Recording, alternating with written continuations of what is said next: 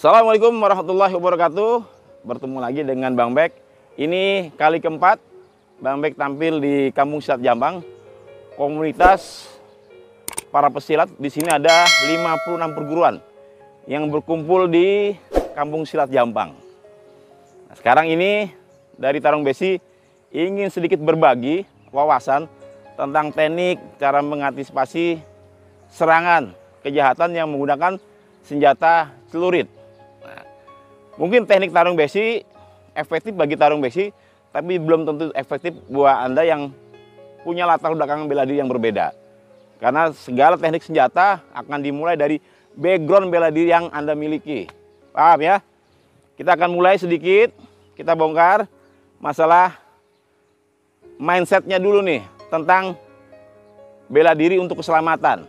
Ya, jadi kalau di tarung besi punya prinsip untuk selamat, tidak semua dibebankan kepada bela diri.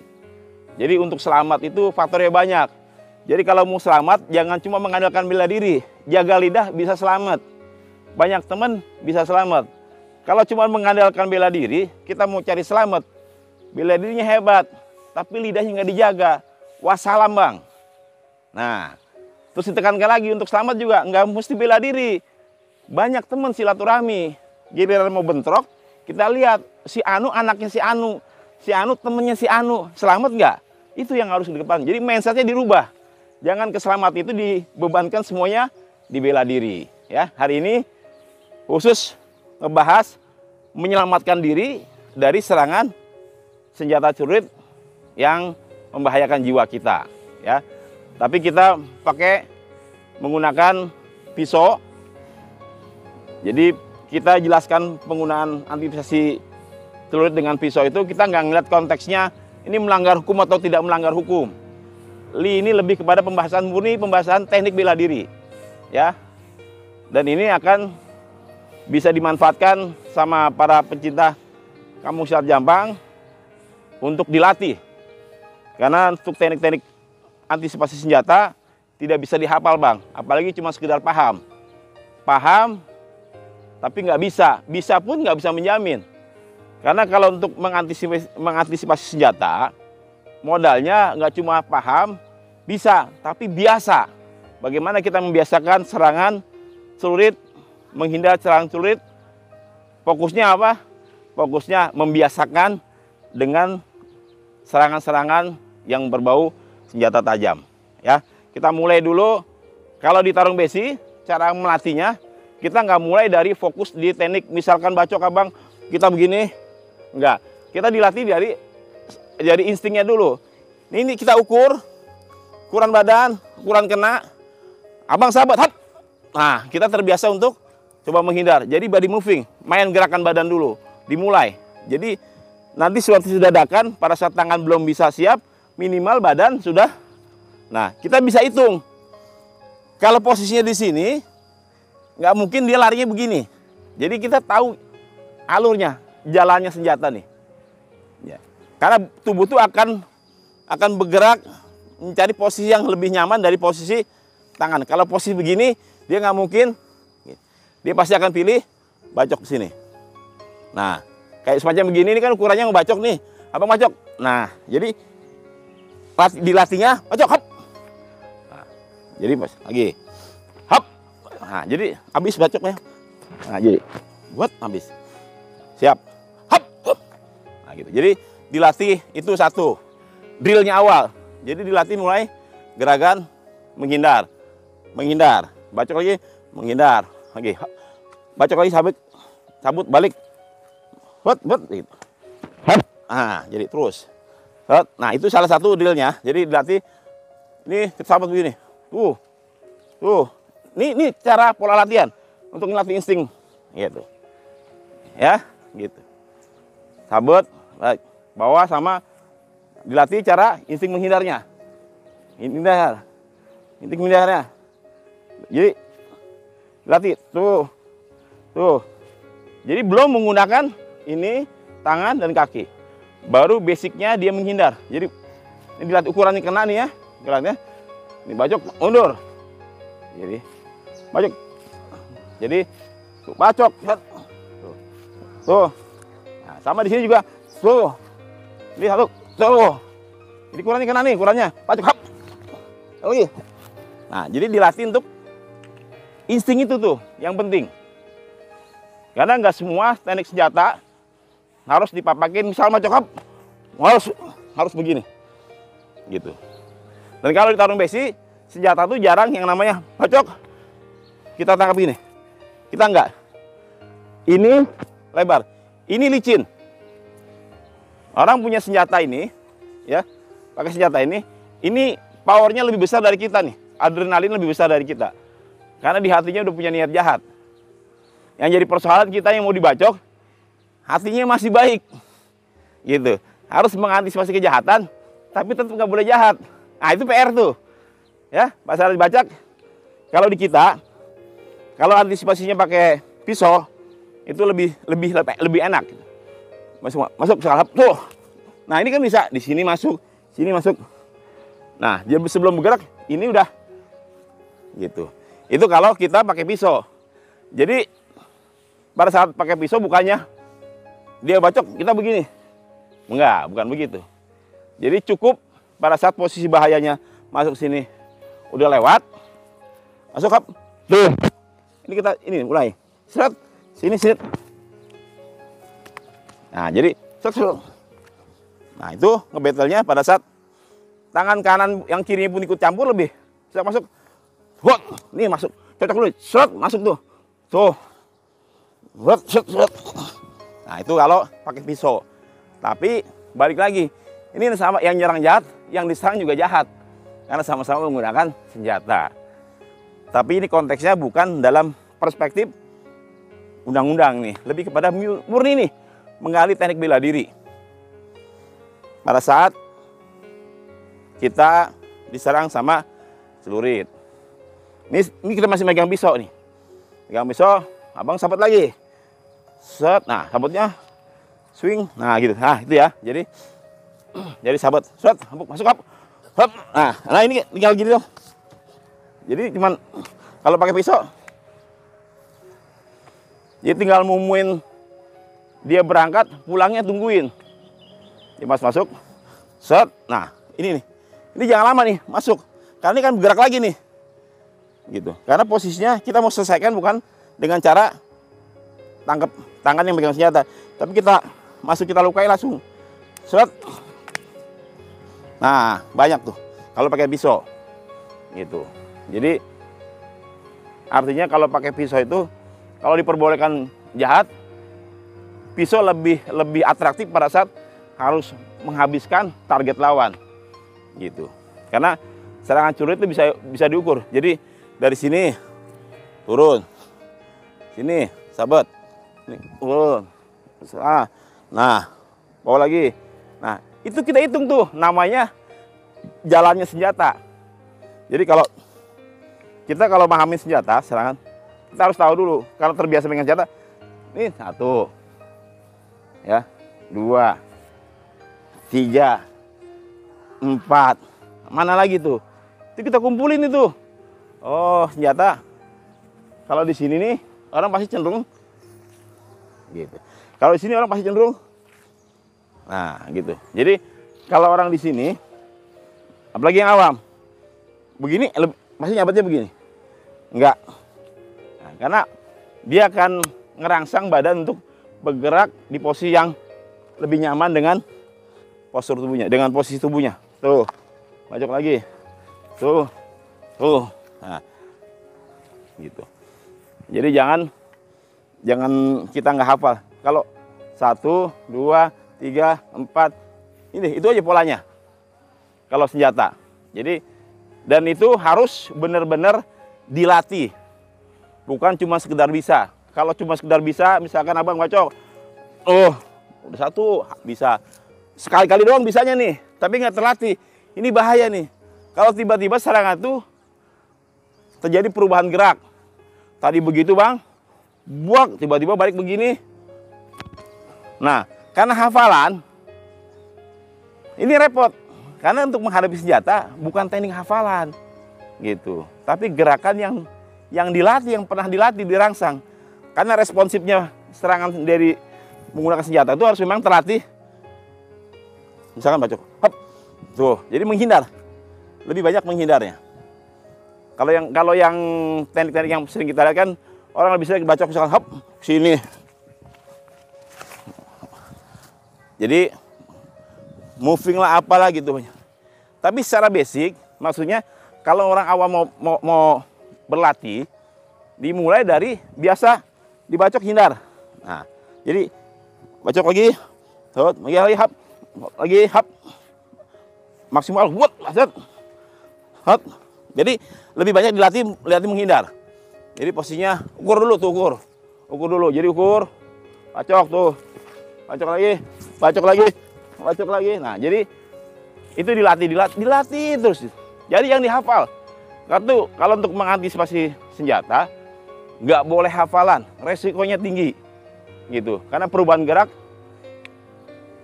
180 derajat itu bisa terjadi dan itu akan membahayakan si korban gitu. Dan kalau ada pertanyaan, Bang, kalau ibu-ibu, mama diancam celurit, bagaimana antisipasinya? Nah, gitu kan. Kita jangan memberikan PHP ke ibu-ibu. Misalkan ibu-ibu diancam celurit, Pak Cok begini. Nah, jangan kita ajarkan. Nanti gini, Pak, tuh kita tendang, kita tonjok. Bahaya. Apalagi ibu-ibunya bukan praktisi bela diri. Powernya juga nggak punya, gitu. Terus pada saat ngelihat konten, diajarkan tuh cara mengantisipasi serangan celurit. Dicoba, pas dibacok, yang tadinya niatnya nggak jahat nih anak, karena gemes sama kelakuan ibu-ibu, karena ininya ditendang, malah habis deh.